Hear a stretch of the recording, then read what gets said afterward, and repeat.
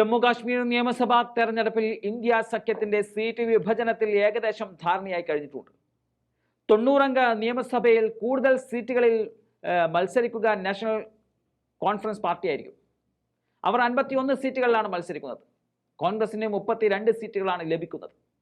ഓരോ സീറ്റുകൾ CPM-നും പാൻഡേസ് പാർട്ടിക്കും ലഭിക്കുമ്പോൾ ബാക്കിയുള്ള 5 സീറ്റുകളിൽ സൗഹൃദ മത്സരമായിരിക്കും ഉണ്ടാവുക.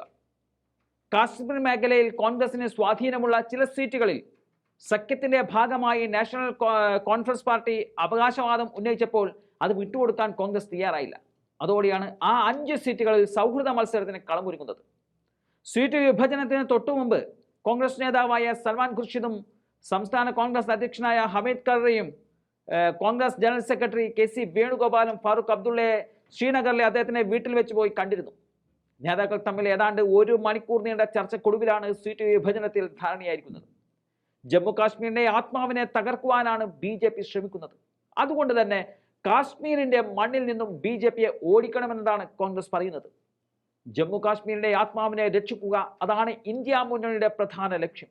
അതുകൊണ്ടാണ് ജമ്മു കാശ്മീരിൽ കോൺഗ്രസും NCയും ഒന്നിക്കുന്നത്. നമ്മൾ ഒരുമിച്ച് പോരാടും, വിജയിച്ച് സർക്കാർ രൂപീകരിക്കുമെന്നാണ് KC വേണുഗോപാൽ പറഞ്ഞിരിക്കുന്നത്. 10 വർഷത്തിന് ശേഷമാണ് ജമ്മു കാശ്മീരിൽ നിയമസഭാ തെരഞ്ഞെടുപ്പ് നടക്കുന്നത്.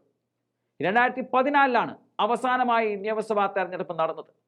ആർട്ടിക്കിൾ 370 റദ്ദാക്കിയതിനു ശേഷം നടക്കുന്ന ആദ്യ തെരഞ്ഞെടുപ്പാണിത്. BJPയെ സംബന്ധിച്ച് സ്ഥാനാർത്ഥി നിർണയം തന്നെ അവർക്ക് വലിയ ഒരു തലവേദന ഉണ്ടാക്കിയിരിക്കുകയാണ്. കഴിഞ്ഞ ദിവസം തന്നെ പ്രഖ്യാപനം നടത്തിയ ഏതാണ്ട് 44ഓളം സ്ഥാനാർത്ഥികളെയാണ് അവർക്ക് പിൻവലിക്കേണ്ടി വന്നത്.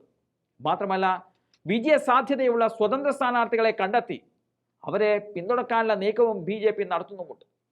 ജമ്മു കാശ്മീരിലെ 90 അംഗ നിയമസഭാ സീറ്റുകളിലേക്ക് 3 ഘട്ടങ്ങളിലായാണ് വോട്ടെടുപ്പ് നടക്കുന്നത്. ആദ്യഘട്ട വോട്ടെടുപ്പ് സെപ്റ്റംബർ 18-നും, രണ്ടാം ഘട്ട വോട്ടെടുപ്പ് സെപ്റ്റംബർ 25-നും, മൂന്നാം ഘട്ടം ഒക്ടോബർ 1-നും നടക്കും. ഒക്ടോബർ 4-നാണ് തെരഞ്ഞെടുപ്പ് ഫലം പ്രഖ്യാപിക്കുന്നത്.